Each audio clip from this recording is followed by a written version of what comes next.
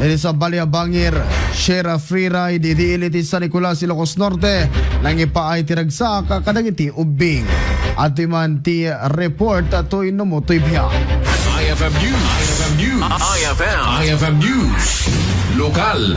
Maragsakan ti grupo a Share a Free Ride Team iti Barangay 12 San Nicolas kalpasan ang nagisayang katda ti maikapito nga annual Christmas party para kadagiti beneficiaryo ti nadakamat ang programa babaen ti panangidaulo ni Mr. Marlon Coquia a founder ti grupo kunan ni kagawad Hector Acosta may sa kadagiti coordinator iti nasa grupo ket umubrayan da ito top na ti kasta ket malaglagi plata ti founder dagiti naganakda ngem mununan ngem datayo.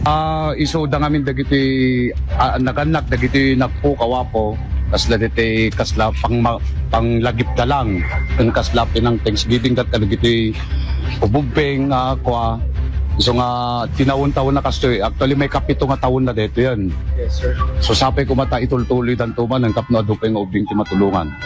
Sino nagiti recipients tayo, sir? Dagiti 10 below then dagiti estudyante mga dagiti share alright. Nagyaman ang pay ni kagawad Heke Acosta dagiti cash donor para kadagiti ubing ada Erwin Kenleya Ribaw kabayatan na kunan ni Mr. Jojo Acosta volunteer driver iti naso a grupo ket nasaya at daytoy programa gaputa makaiburay dati regalo kadagiti ubing mainaig iti daytoy ket nagyaman dagiti ubing iti impaay iti grupo a Share a Free Ride. Thank you, Sir Marlon.